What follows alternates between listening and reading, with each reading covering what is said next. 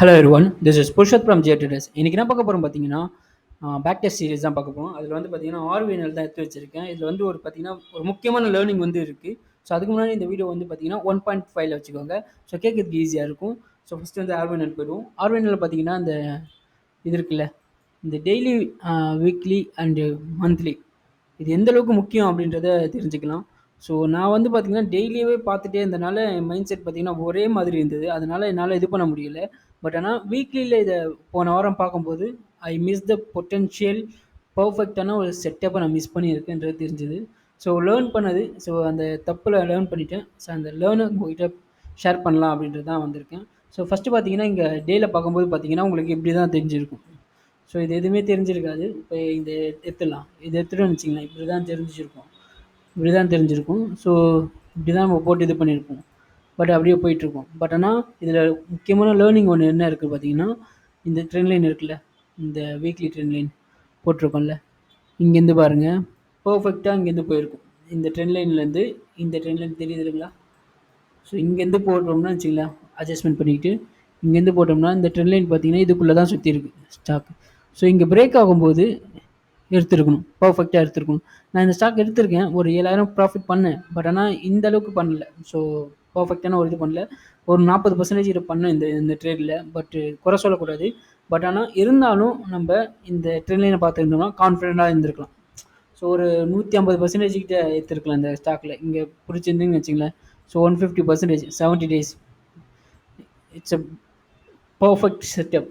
இது மாதிரி இப்போ இது எதுக்கு காட்டுறோம் பார்த்தீங்கன்னா, இது முடிஞ்சு போன கதை தான். பட் ஆனால் இதே மாதிரி செட்டப் வந்து ஃப்யூச்சரில் வரும். ஸோ ஃப்யூச்சரில் வரதுக்கு வாய்ப்பு நிறைய அதிகம். இதே மாதிரி நிறைய ஸ்டாக் இருக்குது. ஸோ இது எதுக்கு சொல்கிறது பார்த்தீங்கன்னா, மந்த்லி அனாலிசிஸும் வீக்லி அனாலிசிஸும் அந்த டைம் ஃப்ரேம் அனாலிசிஸ் இருக்குல்ல, அது ரொம்ப முக்கியம் அப்படின்றது சொல்கிறது. நீங்கள் என்ன தான் டேயில் பார்த்தாலும் நீங்கள் ஒரு டைம் வீக்லியில் பார்த்துருங்க, அது பெஸ்ட்டு. ஜஸ்ட் லைக் சி என்ன நடக்குது அப்படின்றத ஒரு கிளிக் பண்ணனா தெரிஞ்சிடும். பட் ஆனால் அந்த கிளிக் பண்ணாமல் நம்ம வந்து பார்த்திங்கன்னா வேறு ஸ்டாக்கை பார்க்கணுன்றதை ஓடிட்டே இருக்கும். ஸோ அதுக்காக தான் சொல்கிறது, இது என்னுடைய அனுபவம். ஸோ அதுக்காக சொன்னது.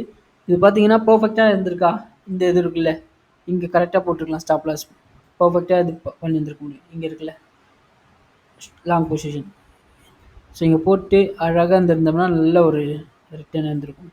ஸோ இங்கே பாருங்கள், கிட்டத்தட்ட பாருங்கள் 8%. ஆனால் பெறுது பார்த்தீங்கன்னா 70% கிட்ட, கிட்டத்தட்ட 1:10. ஸோ சரியான ரேலி தான் வந்து மிஸ் பண்ணிட்டோம். பட் ஓகே, இங்கெல்லாம் நம்மளால் ட்ரேட் பண்ணியிருக்க முடியாது தான், ஏன்னா கண்டிப்பாக ட்ரேட் பண்ண முடியாது. பட் ஆனால் வீக்லியில் பார்க்கும்போது இதை பண்ணியிருந்துருக்கலாம். இதையும் நான் எப்படி மிஸ் பண்ணேன்னு தெரியல. ஸோ அப்படியே விட்டுட்டேன். ஸோ ஏறினனால ரொம்ப ஏறிச்சு அப்படின்றனால விட்டுட்டேன். இந்த கேண்டில் இருக்குல்ல, இங்கே பாருங்கள், ஸ்ட்ராங் க்ளோசிங் வந்திருக்கு. இந்த ஸ்ட்ராங் க்ளோசிங் வரும்போது நமக்கு பிடிச்சிருக்கலாம். இப்போ ஜூம் பண்ணி காட்டா தெரியும். இங்கே பாருங்கள், விக்கு பாருங்கள், ரொம்ப கம்மியாக தான் இருக்குது. ஸோ இது மாதிரி இருக்கும்போது என்ன பண்ணலாம், தைரியமாக வந்து நம்ம இது பண்ணலாம். பட் ஆனால் ஸ்டாப் லாஸ் வந்து பார்த்திங்கன்னா ரொம்ப ஒய்டாக தான் வைக்க வேண்டியது இருக்கும். பட் ஆனால் என்ன பண்ணலாம் பார்த்தீங்கன்னா, இது மாதிரி சுச்சுவேஷனில் இந்த கேண்டில் கீழே வந்தால் நான் வந்துடலாம் அப்படின்ற மாதிரி வச்சுட்டு இது பண்ணியிருந்துருக்கலாம். பட் ஓகே, பார்ப்போம். நெக்ஸ்ட் டைம் இதே மாதிரி ஏதாவது நடந்ததுன்னா நம்ம ட்ரை பண்ணி பார்ப்போம். ஸோ இதுதான் வந்து சொன்னது. இதே மாதிரி வந்து பார்த்திங்கன்னா ஐஆர்எஃப்சி, ஐஆர்எஃப்சியில் பார்த்தீங்கன்னா அதுக்கு முன்னாடி இதில் ஒரு விஷயம் இருக்குது. என்ன விஷயம் பார்த்தீங்கன்னா, இங்கே பாருங்கள், இந்த கேண்டில் பாருங்கள், இந்த கேண்டில் மட்டும் பாருங்களேன். இந்த கேண்டில் பாருங்கள், பர்ஃபெக்டாக எப்படி இந்தளவுக்கு ப்ரெஷர் இருக்குது பாருங்கள். இந்த ப்ரெஷர் இருக்கும்போது நம்ம கொஞ்சம் கவனிச்சிருக்கணும். 1 2 3 அதுக்கப்புறம் பார்த்தீங்கன்னா 2 வாரத்துக்கு அப்புறமா நல்ல ரேலி, அந்த 3 வாரத்துக்கு அப்புறம் நல்ல ரேலி வந்திருக்கு. ஸோ இந்த ப்ரெஷரை பார்த்துருந்தாவே நம்ம உள்ளே போய் வந்திருக்கிறதுக்கு வாய்ப்பு வந்திருக்கும். நெக்ஸ்ட் டைம் பார்த்துக்கலாம் இதேமாரி ஏதாவது வருதான்ட்டு. ஸோ அந்த ப்ரெஷர் தான், கீழே இருக்க ப்ரெஷரை பார்த்தோம்னா தெரிஞ்சிடும். ஸோ இங்கெல்லாம் பாருங்கள், இதெல்லாம் நம்ம ஒன்றுமே பண்ண முடியாது. பட் ஆனால் இங்கே நம்மளால் ட்ரை பண்ண முடியும். ஸோ இதுமாரி கேண்டில் ஸ்டிக்ஸுக்கு படிக்கணும்னு பார்த்தீங்கன்னா இந்த புக்ஸை பாருங்கள். Japanese candle sticks short techniques இருக்குல்ல, இந்த ஸ்டீவ் நீசன்ட்டு எழுதியிருக்காரு. இந்த புக்கு தான் இப்போ நான் படிச்சுட்ருக்கேன். இந்த லாஸ்ட் ஒரு வாரமாக படிச்சுட்ருக்கேன். ஸோ இந்த புக்கு படித்து பாருங்கள், செம்ம சூப்பராக இருக்கும். அழகாக பிடிக்க முடியும், உங்களால் கேண்டில் ஸ்டிக்ஸை தான் பிடிக்க முடியும். ஏன்னா நீங்கள் சார்ட்டில் என்ன வேணால் ஸ்ட்ராட்டஜி பேட்டர்ன் எது வேணால் பண்ண முடியும். பட் ஆனால் ஒன்றே ஒரு விஷயம், அந்த கேண்டில் ஸ்டிக்ஸ் உங்களுக்கு சொல்லிக் கொடுக்குற விஷயம் வேறு எதுவுமே சொல்லிக் கொடுக்காது. ஸோ அதுக்காக தான் இந்த புக்கை சஜஷன் பண்ணுறேன். நீங்கள் கண்டிப்பாக படித்து பார்த்துக்கோங்க. ஸோ இதேமாரி ஏதாவது ஒரு ஸ்டாக் வந்ததுன்னா நம்ம பண்ணிக்கலாம். ஸோ மார்க்கெட் எங்கேயும் போயிடாது, நம்ம மார்க்கெட்டில் இருக்கணும். அதுக்கு முன்னாடி அதை கொஞ்சம் கவனத்தில் வச்சுக்கோங்க. ஸோ நெக்ஸ்ட்டு பார்த்தீங்கன்னா ஐஆர்எஃப்சி, இது வந்து நம்ம பொட்டென்ஷியல் பிரேக் அவுட் ஸ்டாக்கில் கொடுத்துருக்கோம். ஸோ இதுவும் பாருங்கள் அதேமாதிரி வந்திருக்கும் பாருங்கள். ஸோ பர்ஃபெக்டாக வந்திருப்போம் பாருங்கள், தெரியுதுங்களா? இங்கேருந்து போட்டோம்னா இந்த கேண்டில் அட்ஜஸ்ட்மெண்ட் பண்ணிக்கலாம். பண்ணிட்டோம்னா இந்த ட்ரெண்ட் லைன் அட்ஜஸ்ட் பண்ணிக்கலாம். பண்ணிட்டோம்னா பாருங்கள் பர்ஃபெக்டாக வந்துருப்பான் பாருங்கள். இங்கே பாருங்கள் இந்த அளவுக்கு கரெக்டாக வந்திருக்கான் பாருங்கள். ஸோ இவனும் அதே தான் வந்திருக்கான். இப்போது உடச்சிட்டு ரீட்ரேஸ்மெண்ட் ஆகிட்டு அழகாக இது ஆகிட்டு போயிட்டே இருக்கான். ஸோ இவனுடைய ஃபஸ்ட்டு டார்கெட் பார்த்தீங்கன்னா 237 தான் இருக்கும்.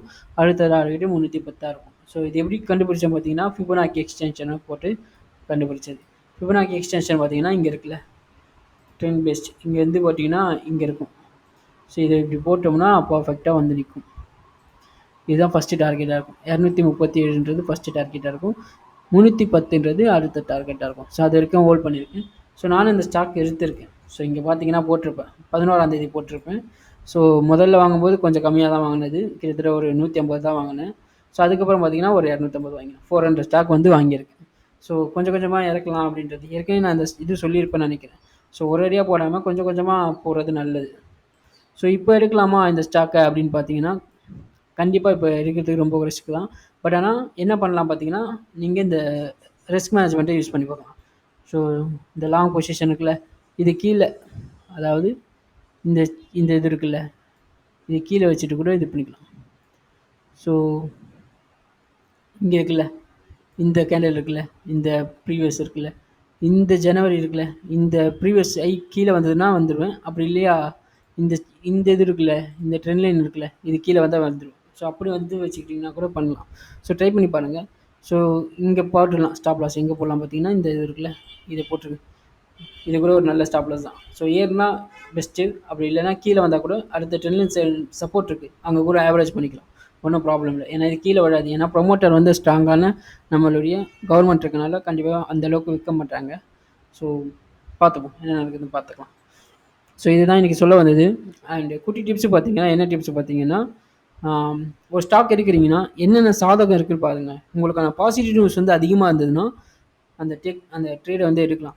அதுவே நெகட்டிவ் வந்து அதிகமாக இருந்ததுன்னா அந்த ஸ்டாக் அவாய்ட் பண்ணுறது பெஸ்ட்டு. நமக்கு 1000 ஸ்டாக் இருக்குது. ஸோ அந்த 1000 ஸ்டாக்கில் நம்ம ஏதாவது ஒரு ட்ரேட் பண்ணிக்கலாம். ஆனால் நீங்கள் விடாப்பிடியாக அந்த ஸ்டாக்கில் தான் ட்ரேட் பண்ணுவேன் அப்படின்றதுக்காக இது பண்ணக்கூடாது.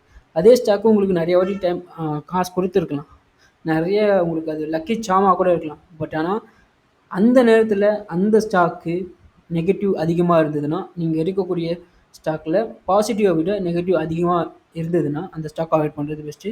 இன்றைக்கான குட்டி டிப்ஸ் அதுதான். எப்போவுமே சொல்கிறது தான், ஸ்டாக் அனலைஸ் பண்ணுறதை விட ஸ்டாக்கை ட்ராக் பண்ணுறது தான் ரொம்ப ரொம்ப இம்பார்ட்டன்ட். யூடியூப்பில் யாரும் பண்ணல, நம்ம பண்ணிகிட்ருக்கோம். Thanks for that.